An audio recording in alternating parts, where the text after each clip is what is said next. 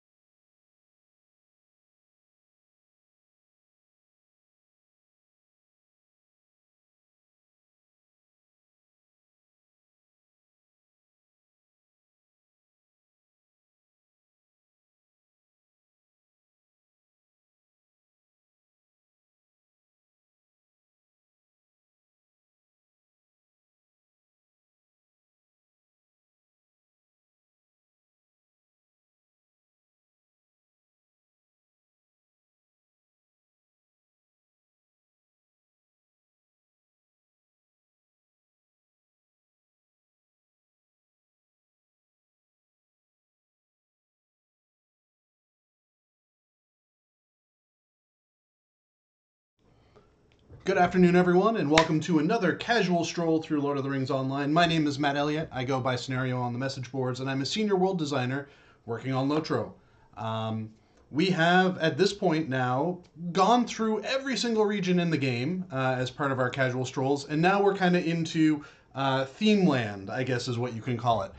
Prior to the launch of Kingdoms of Arad, we went through a series of streams that followed the major roads through Lord of the Rings Online, starting from the all the way in the north in Foreshell to all the way south, ending up in Anfalas and Penithgelen, as well as going all the way in from the east in Ered Luin, or west in Ered Luin, all the way to the east, ending in Ironfold.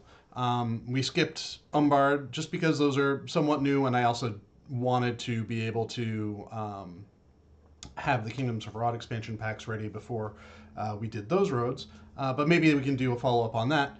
But for now, we're kicking off our series of streams on the rivers and waterways of Lord of the Rings Online, starting with the Brandywine River, kind of the first major river most players will encounter running through Lord of the Rings. At least the first major one that has a significant length to it. If you start as a dwarf or an elf, you'll come across the River Lune, running between Ered Luin and the Shire first, more likely. But the Brandywine is probably the first major milestone river, and it's really one of the major rivers that in the books you first come across. The river is a part, or the water is a part of the Hobbit experience. But the Brandywine, I think, is where the real meaty adventure for Lord of the Rings starts. So for those of you that are unfamiliar with this stream is a world design focused stream where I talk about what goes into making the world. In this particular stream, we're going to talk about what goes into making rivers, but I'll also happily talk about other things related to world design, talk about what we just did with the expansion pack with Kingdoms of Arad, talk about housing, those sorts of things. I'm not here to talk about things like class balance, lag fixes, PvMP, crafting outside of resources and where they appear on landscape. So if you have those sorts of questions, those are best to hold on to and ask either on the message boards or on our Discord, or if you're want to wait and ask on a stream, wait until Friday where you can ask Cordovan and he may be able to provide you other avenues to get your questions answered. But in the meantime, welcome everyone. I'm going to be moving along kind of at a slightly slower pace. I don't want to go super fast like I usually do. Oh, wrong. Let me close that. There we go. All right. So let me make sure my run speed is good.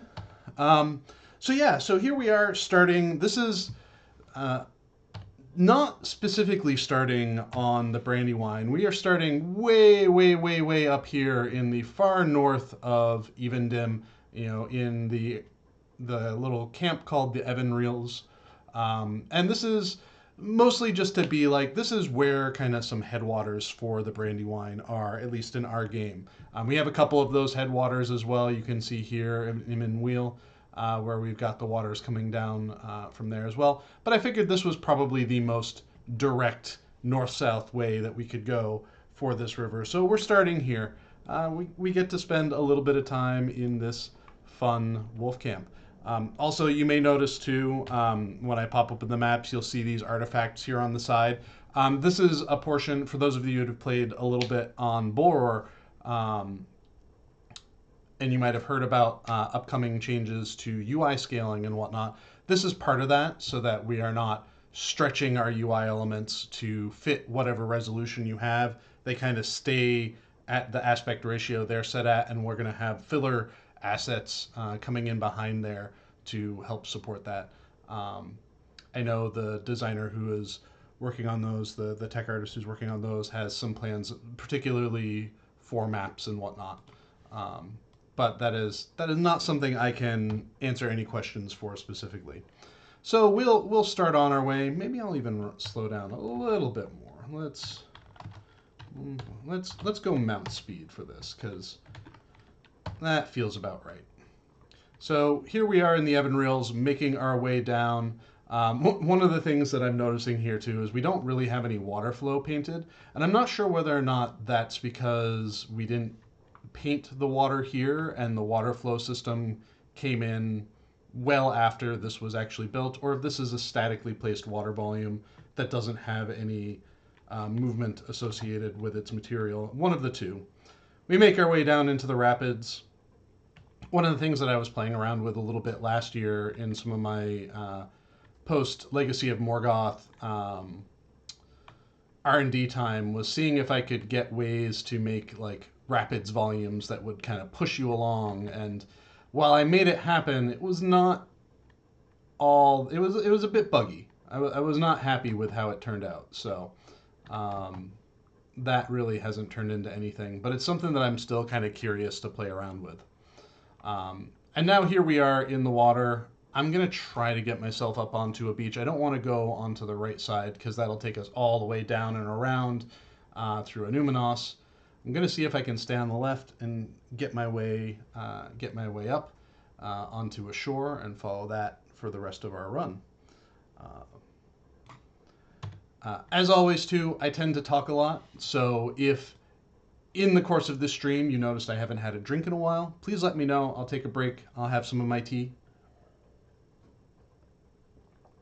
I think one of the things that I love about Evendim is, while it is not like the mountains and the detail work is not up to the modern quality standards.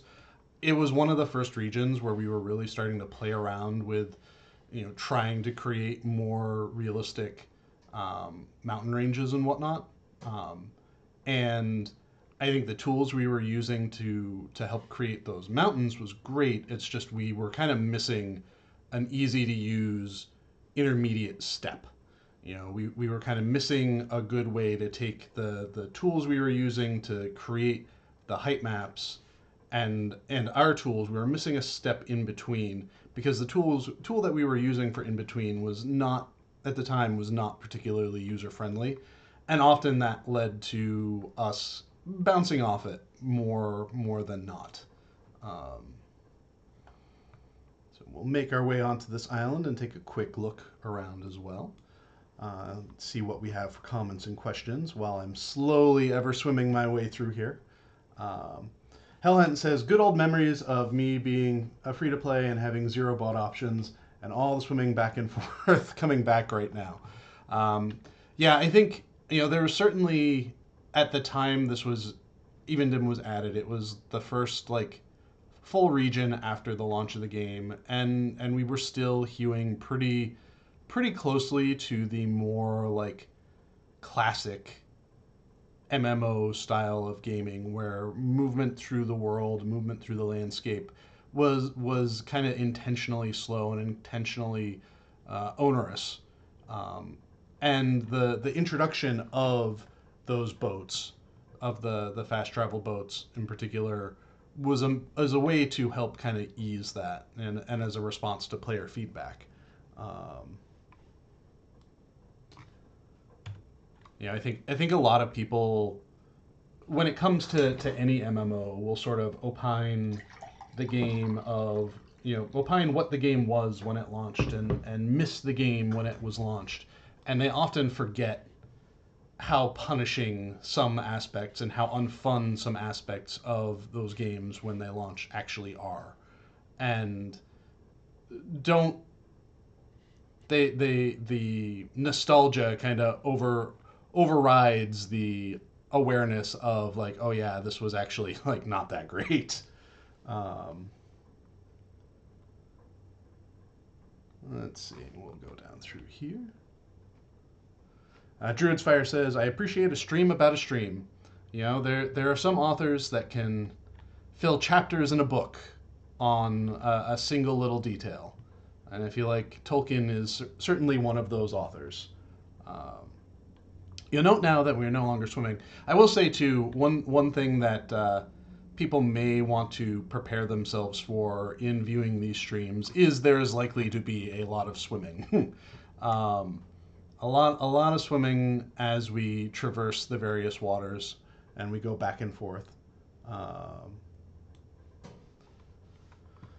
Master of Dungeons says, have a great rest of the stream, Scenario. I need to do some post-stream stuff. Your hard work is very much appreciated by the community. Well, thank you very much. We would not have the game that we have if it were not for the community. So much appreciation to all of you as well.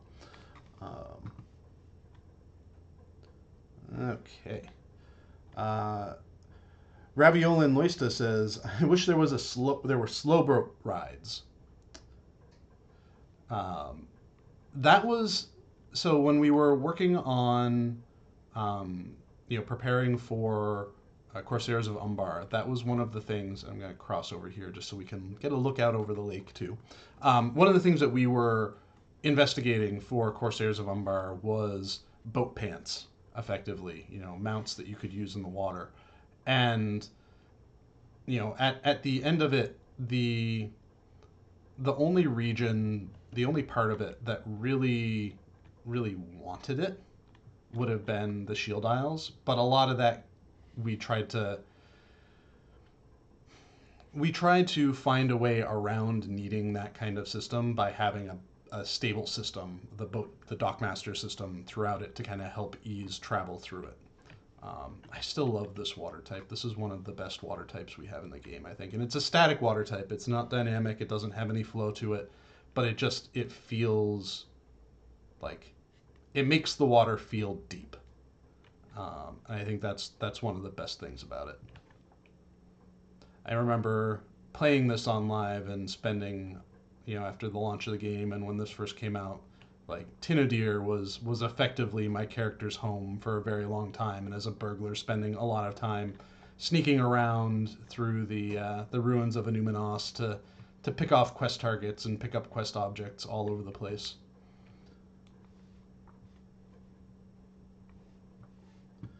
Druid's Right says, or maybe even let our mounts swim, because horses do for sure.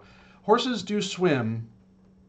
It's much harder for horses to swim when they are burdened by someone in a full suit of plate mail armor.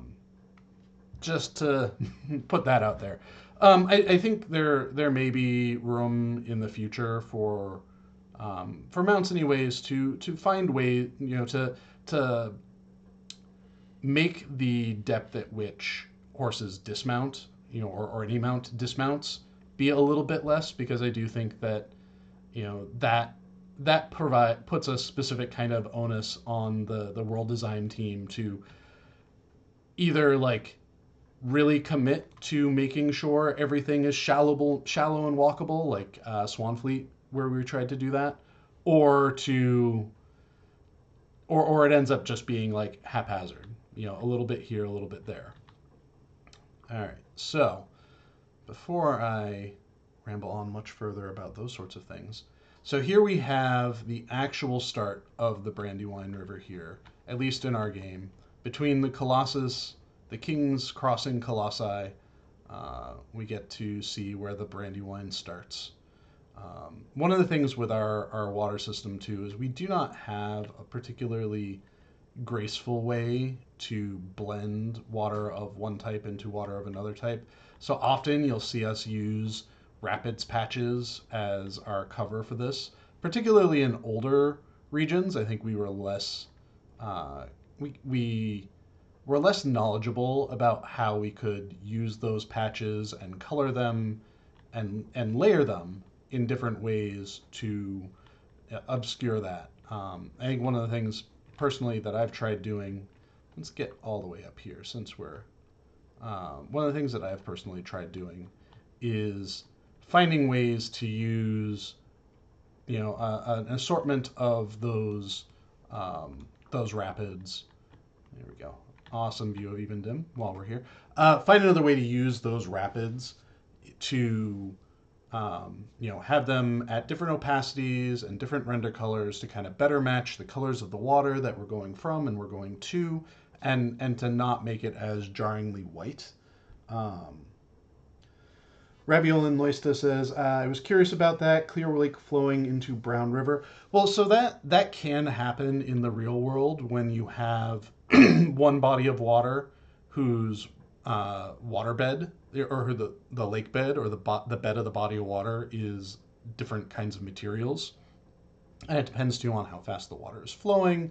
I think this is also very much a case of, the book said it had to be this kind of ruddy, wineish, brownish color. Oh, I gotta rocket jump my way up out too, because I don't think I have the ability to use that ladder quite yet.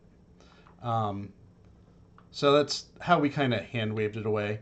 One of the things that I was excited to introduce to was extending the boat network here. So having dock masters here that can kind of connect into Evendim, and then effectively having a so we can actually pop open, having effectively a boat travel system up and down the Brandywine. It's not complete, but it gets you to a few different places, which can certainly help you move through these spaces. This was fun too because I've never done much UI work before for LOTRO, so it was an opportunity for me to figure out, okay, so we want to have a new stable mastery kind of NPC. How do I make that work, and what kind of scripting do we have to do in order to make that icon appear? And ultimately it ends up being like, I need new versions of objects. So this is like the base human figure with an appearance applied to it to make him look like a ranger, but I needed a new version of that standard entity with different scripting on it to tell it to be this, as opposed to be the like the horse stable master. And then I had to do that again when we introduced the Vales of Anduin, and we brought in the eagle mount between, or the eagle routes, sorry, between Vales of Anduin and the Eyrie and Lindleby.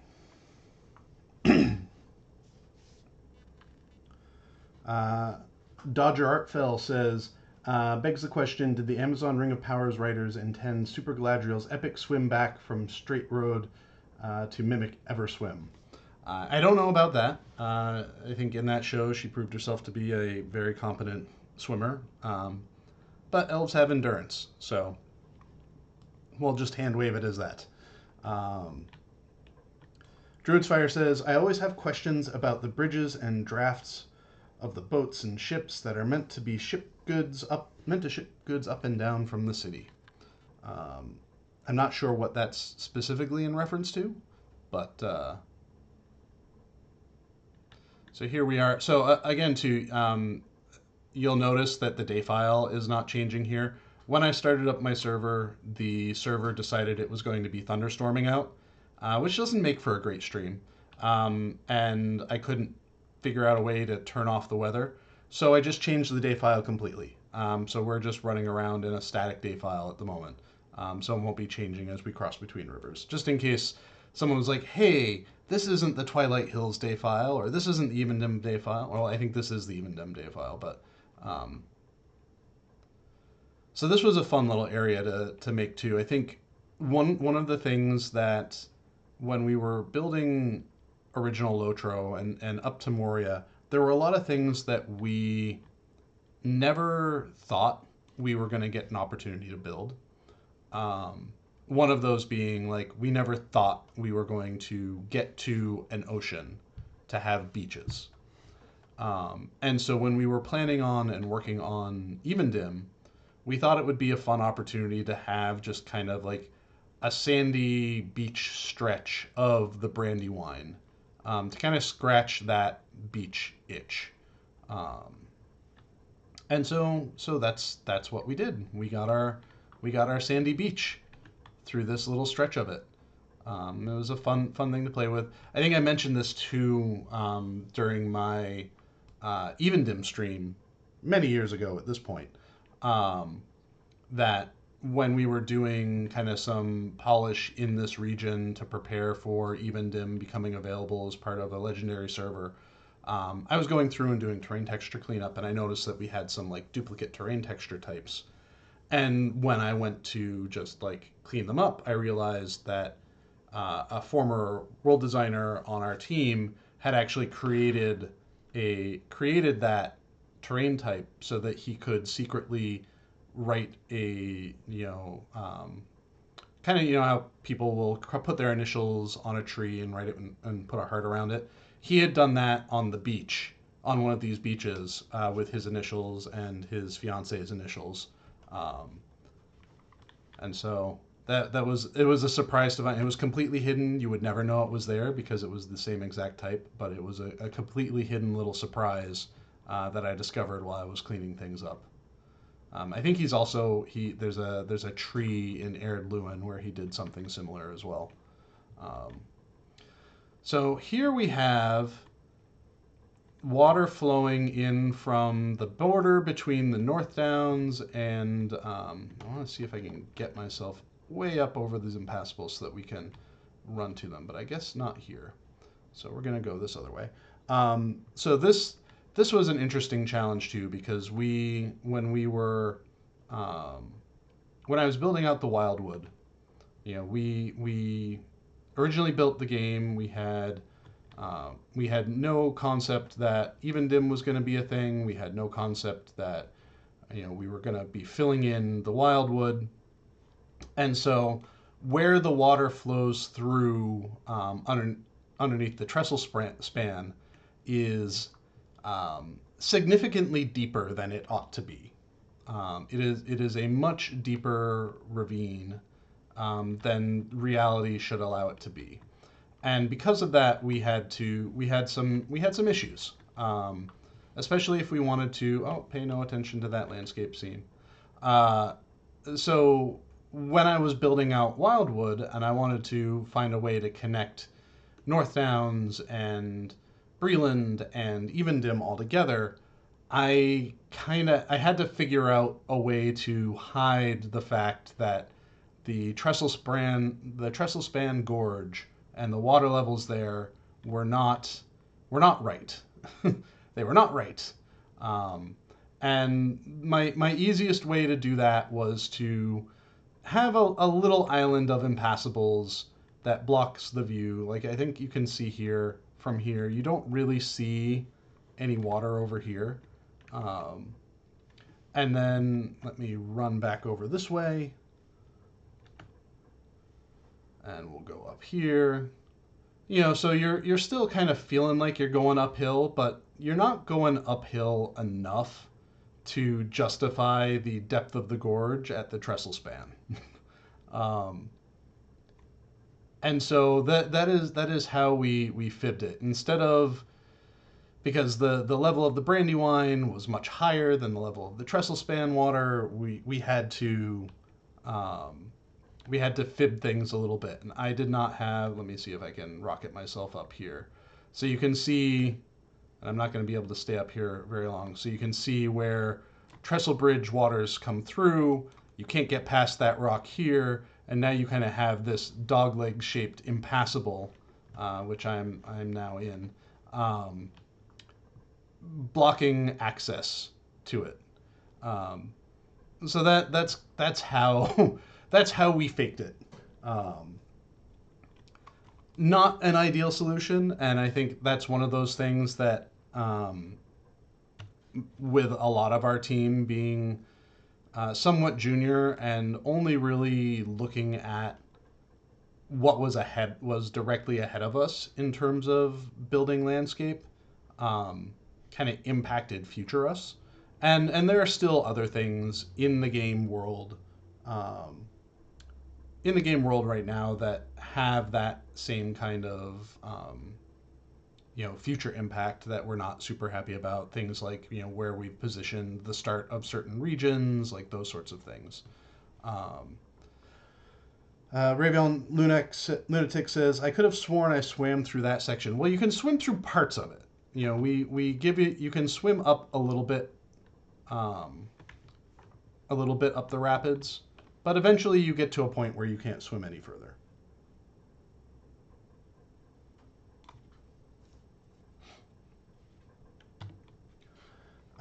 So Druid's Fire says ships with sails would need a drawbridge, and a bridge that high at King's Crossing or the Brandywine Bridge couldn't get past.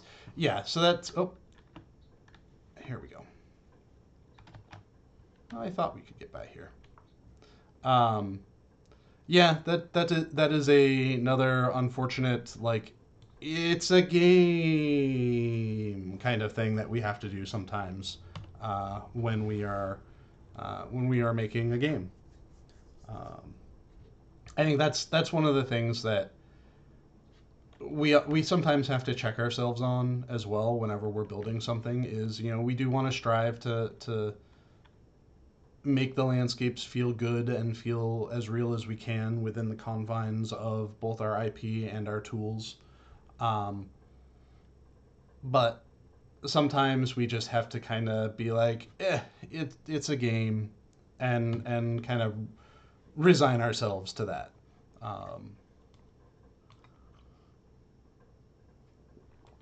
so as we make our way down, this was another fun thing to do. One of my honestly one of my favorite things to do in filling in the gaps regions is finding places where a new region can connect to existing regions. I love doing that for Swanfleet and Cardelon. I love doing that here as well. This ridge is like not completely permeable, but it's permeable enough, and sometimes permeable enough is good enough. Um, Especially when you're able to very clearly see where those places that you can go up through are.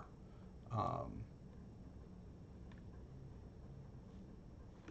I think that's really the only spot along this. It might be worthwhile to come back in here and try to put in a few more notches in. I'm not entirely sure how frequented this side of the Wildwood is for people, but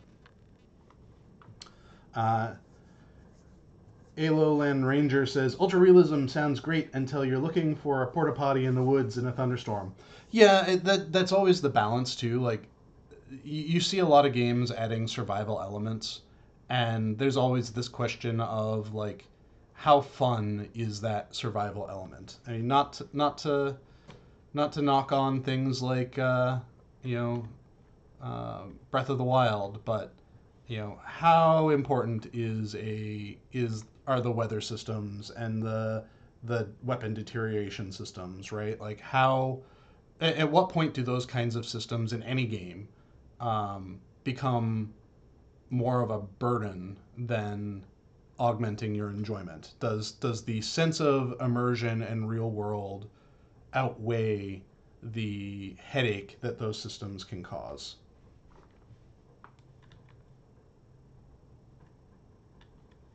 And we've experimented with that a little bit in Lotro as well.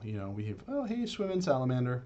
It actually makes me kind of happy that they're doing the salamander kind of hangout I remember catching salamanders as a kid in a pond and in lakes and whatnot, and they look very much the same like that.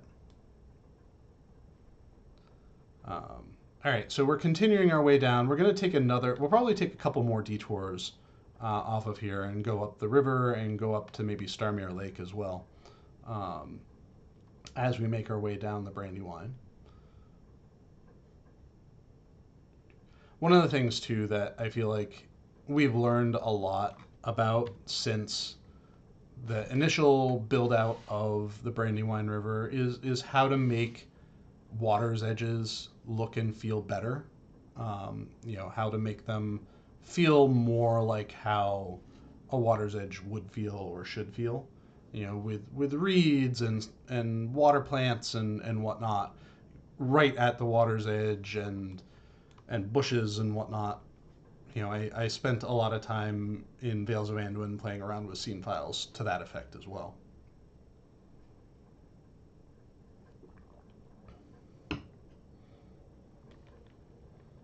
And in we go into the water again.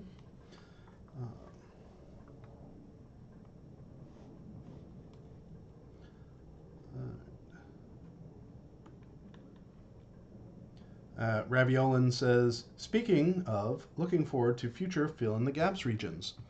So we've got our region plans nailed down for the year. We know what we're going to be building, when we're going to be releasing it. That includes things like Rivendell housing. That is on our plate and is intended to come sooner rather than later in the year. But I don't have a specific date that I can talk about yet. And actually, we do have after this stream. I'm literally going from this stream into a meeting where we're talking about kind of what our plans and goals for housing are over the course of the upcoming year. So, we've got a lot of what we want to do on lockdown. We've got initial planning for the next expansion pack landscape figured out. We know where we're going with that, and we've got planning and implementation underway for our next couple of updates as well. So we've got things in the fire. We've definitely got things in the fire, and it's rolling along. One of the things too that is always tricky about building waterways, and something that when I have the opportunity to build a river or another similar body of water, that I'm actively trying to be more aware of, is where land block and region boundaries are between these. Because oftentimes, you'll be running along the river and you'll like cross into one region, then cross into another, and then cross back in that, because things are kind of going catty corner. And I'm trying now when I build regions to build them in a way that the middle of the river is where your region separation is, as opposed to it not being quite like that. And that does run the risk of making some bodies of water feel very straight, and it can be tricky to make it feel like it's a meandering space that way. But it's at the very least, it's my goal and my hope to try to achieve those sorts of things as I'm building out those rivers. And that's more of a usability thing than anything else. I don't want to. It can be jarring to be just like constantly bopping back and forth between regions and areas and regions and areas as you're just trying to follow along a stream. And we've even observed some of that in this stream as I was making my way down through the Brandywine, where it's like I was in Evendim, then I was in Wildwood, and then I'm back in Evendim, and now I'm in Breland, and now I'm in the Shire, and so trying to find ways where we can mitigate that. Though also, like, people aren't generally expected to be moving along bodies of water that way, because we don't usually, unless there's a road right next to the river, we kind of expect people to follow along the roads and the paths, not necessarily jump into the middle of the river and just go. But it's something that I do for my own peace of mind.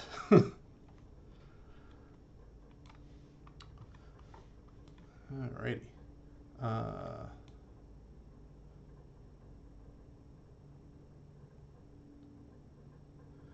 All right, so Alolan Ranger says if you're talking about fixing things, there's a place where there's an invisible wall missing on the Brandywine that gives you access to an instanced area.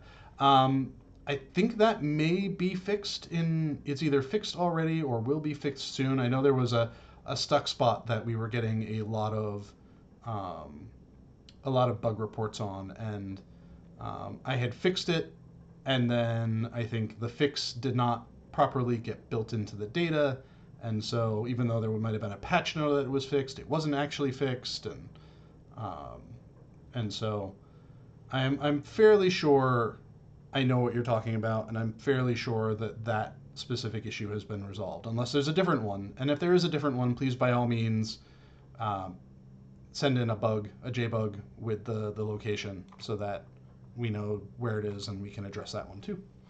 Um, I'm all about trying to keep people out of areas that they're not supposed to be in.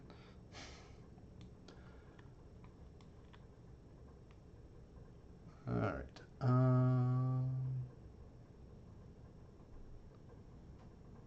Alrighty. Now we're here at Starmere Lake.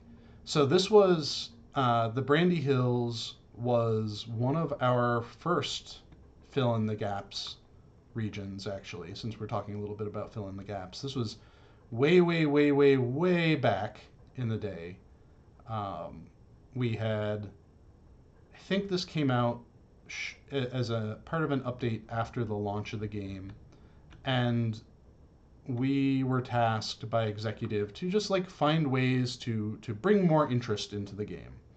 And so Brandy Hills and Starmere Lake and this whole area up here, as well as Far Chetwood and the Weather Hills, were areas that the world design team took on to ourselves and said, okay, we're going to see how quickly we can build out these areas. And the code name for that at the time was called Project Koala. Koala for quality, quality, um, where we wanted to add more quality to the game. We were young and dumb, and that sounded hilarious to us at the time.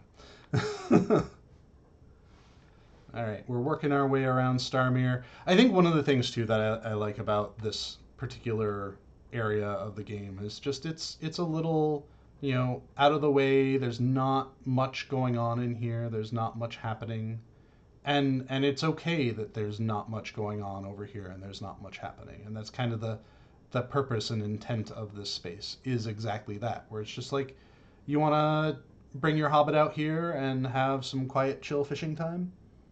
That's that's what you can do out here. Just come and have some quiet, chill fishing time.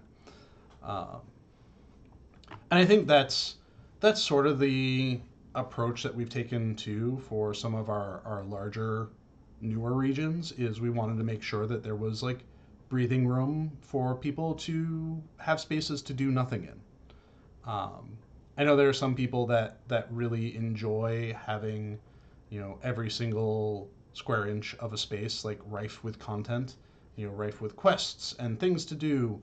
But I think there is room in Lotro for quiet spaces where not much happens, where you can just kind of do whatever you feel like doing. All right, I'm gonna rocket jump now. Whee, let's go up here.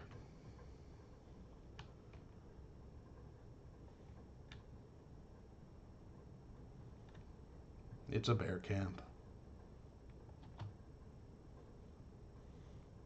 Yeah, you can start to see the even dim day file changing now as we get later in the day and the purples are coming in. Whoa, boom. Let me get it back to midday.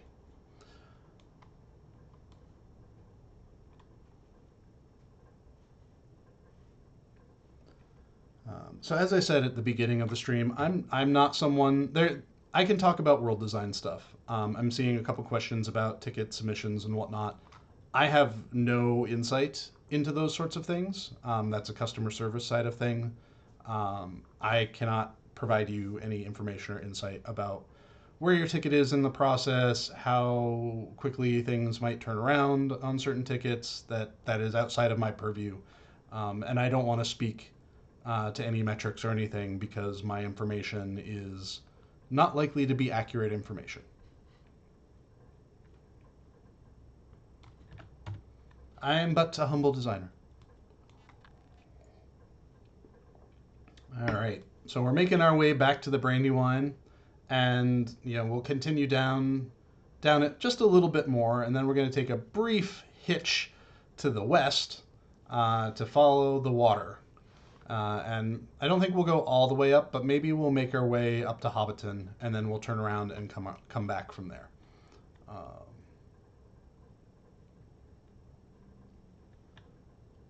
right, we're back in the Brandywine Brown. I think one of the things too that we've learned a lot about when it comes to water, particularly, and I think the Shield Isles and the ocean in the oceans of Umbar really allow. We spent a bunch of time playing around and experimenting with water there, both in terms of distance view and in terms of like how to just make water look rich. And I think it would not be a bad idea to maybe come back to places like the Brandywine to kind of revisit some of those things as time allows. That is.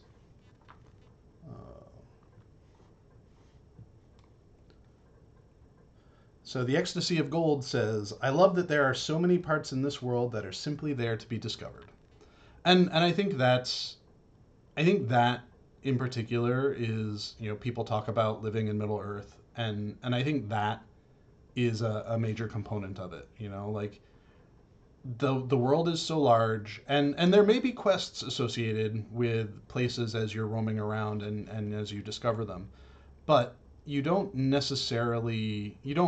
if you just want to like get out there and explore, you don't need to care about those quests right away. Sometimes the quests might bestow when you walk to those places, and hey, that's a bonus. Other times you might need to like, oh, be at the town first and then make your way out. But I feel like if you just put your feet on the ground and you wander, there's just emergent experiences that you can have just by looking at things, looking at the world around you. This was another way that we covered up the difference between waters here, and I think this is a lot more successful than how we did it up in Evendim. In part because it's just a very clear, specific boundary, and a very clear, specific boundary makes it that much easier. I'm really glad we have the water flow system too. The water flow system means that because before with any body of water, if we were intending it to look like it was flowing, we'd have to make a material that was animating textures in a specific way, in a specific direction, to flow along the path that it's supposed to be going.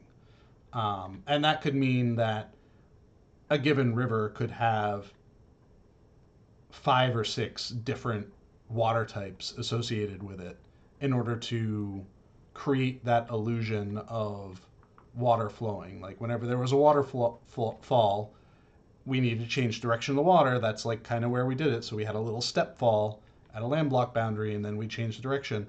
Anuminos has a lot of that going on in it.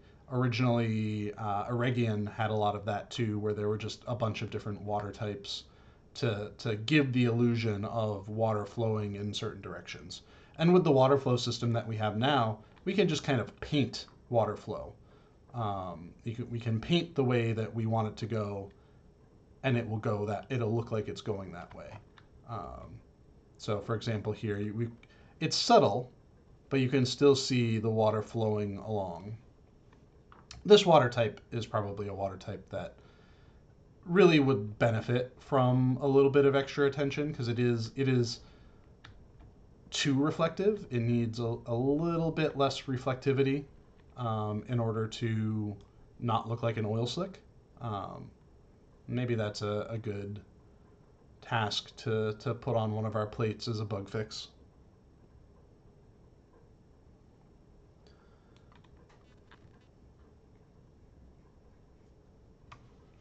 All right, let's see.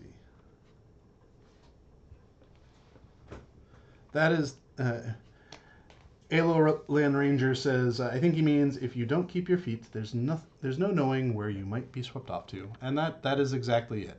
And I think that is a important part of the Lotro experience is just the aimless, mindless wandering experience. You don't necessarily know where you're going, but you can just kind of pick a vista in the distance and eventually find your way there. I remember when I first started working on Lotro, and at the time, the way we divvied up region work was um, much smaller sections of the world. So, for example, we look at this map here. One person might have worked on Needlehole, and then one person worked on the Delving Fields, and one person worked on the Hill. And so we were all very close to each other. Whereas nowadays, one person would build everything in a region, and that kind of helps consistent world design throughout the space. But I remember when I first started working on this, and I did the Delving Fields and the Binbol Wood, and I remember thinking just like how big those spaces felt. Like I drop in as a character and running at run one normal run speed, and just how big they all felt. And some of that is the illusion of running around as a hobbit. Um, excuse me. Some of that's the illusion of running around as a hobbit. Some of it is the speed at which a player just runs.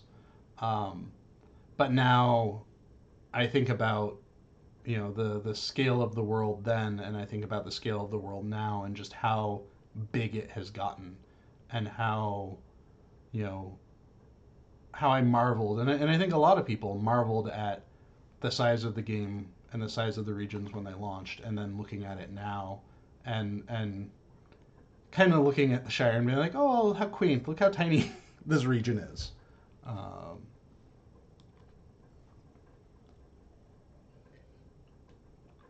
all right, so we made our way up to Hobbiton. We're making our way back down. The Binbol Wood still remains one of my favorite forests in the game. Um, and honestly, like these willows too, while they are old assets, there is whimsical nostalgia that I have for them. Good old Frogmorton. I remember the rampaging toad NPC that was just originally killing people left and right during beta because it wasn't set up right, and it could attack players, but players couldn't attack it, and it would just steamroll through our beta players. That was fun. Good times learning how to make a game.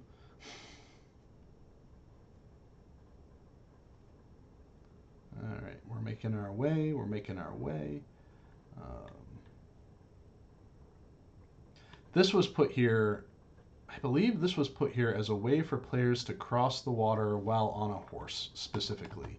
Because if you were to, like, there were parts of it where you would just be too deep for a mount to be on, and we wanted to make sure, instead of making sure the water was shallow enough throughout, we were like, oh, well, let's just put a bridge here instead. Um, when the reality is, like, making it shallow enough to run on would have probably been the better solution. All right, we're making our way through the marshes. There's a ton of charm going through the Shire, and there are things that, like, I see and I go like, oh yeah, I it would look better if we did this, or it would look better if we did that. But I think if you just look at it for its shapes and its colors and its character, I think it still just is a charming little region. Uh, as I get a little misty thinking about all those years ago, it's what, 2026? So all those nearly 20 years ago. All right, so we've made it back to the Brandywine. We are at the Buckleberry Ferry now, or almost at the Buckleberry Ferry. Where is the other side of it? Thought I was at it. Maybe it's further down this way. Oh, right. That up there was the landing for the boat, I think. For the dockmaster. Alrighty. We've got the old forest in the distance, and now we're treading into the newest additions to the Brandywine. Well, we're making our way there anyways. This was, let me get on land so I can run a little bit faster. Alright. This was something that I was really excited to do, and we weren't originally, there's the Buckleberry Ferry. We weren't originally planning to do this for the Before the Shadow expansion pack, and it was one of those things where I was just like, we're so close. We are so close to connecting everything, and I just took it upon myself to be like, you know what, we're connecting it. This is what I'm doing. I'm gonna put in a little bit of extra time to make this connection happen, and so that we could have the Brandywine River connect fully from one end to the other, at least as far as we have built up to this point. I'm going to diverge once we get to that certain point near the old forest as well. Oh, fish. More fish. But this too, I created a specific, because we didn't have any specific gameplay or anything that was happening down here. So, but we still needed game data to associate with it. So right now, if you were to look at the map, we're here right now. But we needed something to connect everything to here. And so this is where we made that connection, and the just like little random area file that I made to go here just called the Brandywine River, because there's nothing happening here. Someday when we build out, if we build out what's on the other side of the river, the name of it may change. But for now, it is the Brandywine River. As we make our way in here, we're taking a detour into the old forest. This is another area where I was just like, we are so close to connecting here as well. Like, we should just try to connect it too. And so here we are along the Withywindle. So Alolan Ranger. So if you've rediscovered that stuck spot or that access point, then I encourage you to file a bug on it and get that JBug in place, and I can, or someone on the world team can look into closing that gap. So yeah, we have the Withywindle here as another access point into the world. I think one of the things that I really like doing is trying to connect things as much as I can. And when we had Before the Shadow happen, and I committed to building that Brandywine little sub-region, I guess you could call it, or micro-region, to connect everything together, I really felt that, hey, we might as well connect the old forest to things as well. And I think it kind of adds to some of the character and the maziness of the old forest. We've got a nice abandoned cottage, of course, that's on fire, or was on fire at one point. All the best cottages are on fire at one point. That guy's cottage, Sarah Oakhart's cottage, You really haven't lived in Middle-earth if you haven't set your cottage on fire at least once. I think one of the things that surprised me too in doing this setup here is, where Old Man Willow and where Tom Bombadil's house is really not that far from the Brandywine River. It's just the maziness of the old forest makes it really easy to feel like if you go in to the old forest through Buckland or through the Barrow Downs, it makes it feel much harder to get to. Who are you? Oh, Marigold Boffin. Cool. Than the reality of it is, and I think that kind of goes back to the stuff I was talking about with the Shire as well, where it's just like your initial when you first play the game, it all feels so big. It makes the world feel so big, even though your first experiences in the world are in some of its smallest regions. Um, hey there, Old Man Willow. How you doing? And Old Man Willow's roots.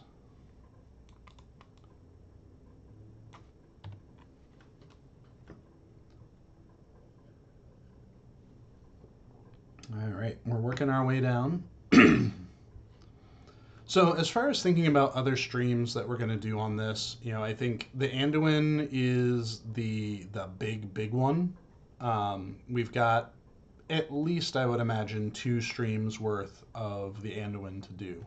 And I'm going to do some other research too to see if there are other rivers and whatnot that we might want to highlight.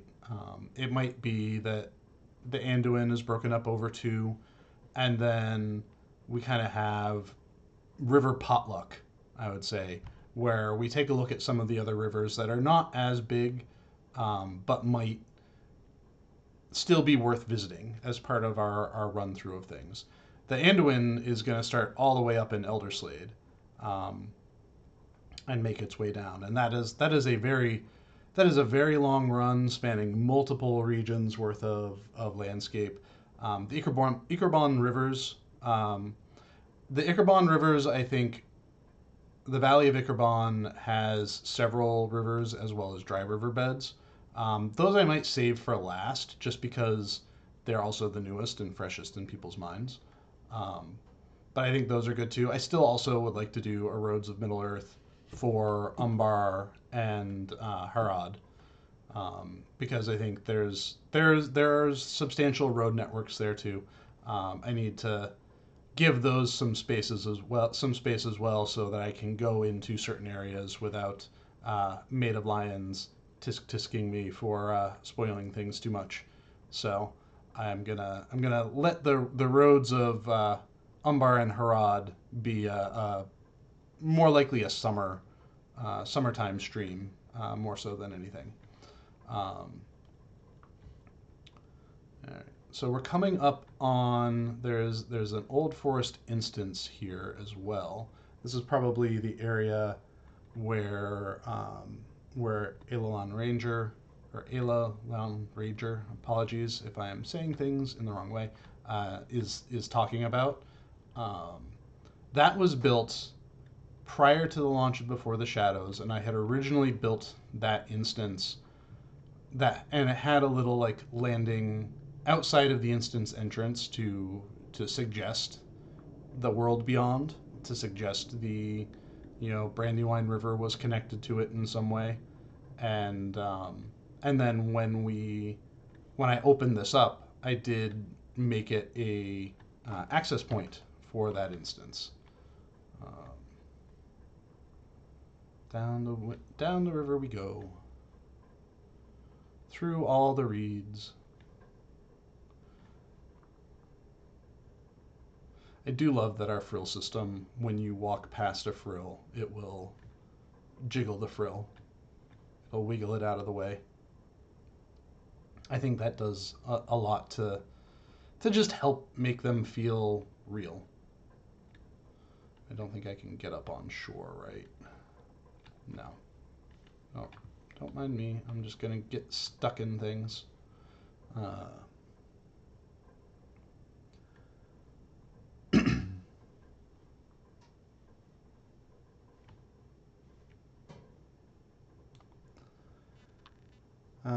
Entwash River would be nice as well. I think that's another, and that one will eventually connect to the Anduin as well. So yeah, here we go. Here's another connection. So this is a southern. So where we first ran into the Old Forest, it was in the northern parts. Now we're kind of in the more southern parts here. This was a spider camp that I connected to the Brandywine network. I remember originally building this camp, and then after my hiatus from game design, coming back, and my first task was to do some freshening up of Breland for the legendary servers, and going in here and just having a blast working on kind of rehabbing the spider camps. Dip back out, since this is not actually a river. Thought it was, but it's just a puddle. All right, back out to the water. Auto run on.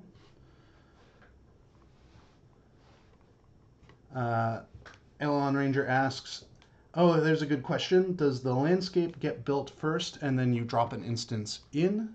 Or does the instance get built first and then dropped into the landscape? Because not all instances are on the landscape.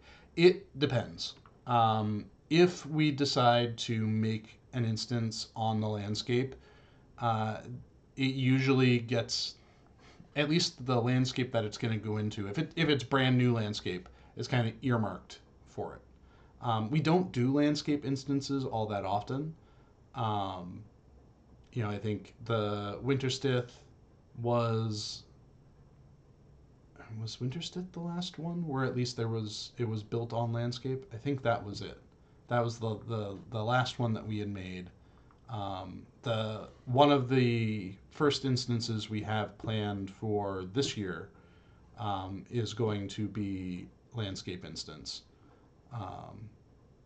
And when I say landscape instance, I mean it is built in landscape space, not in dungeon space. We can still make landscape spaces feel like dungeons and whatnot. Like Umbermoke is a landscape cave system. Moria is a landscape cave system. So if we build an instance that is a cave or a crypt, we can build it on landscape in that way. But yeah, one of our first instances of 2026 is going to be a landscape. At least a portion of it is going to be a landscape instance, which will be nice to kind of get back to that. All right. Well, maybe we are rapidly approaching the end of this stream.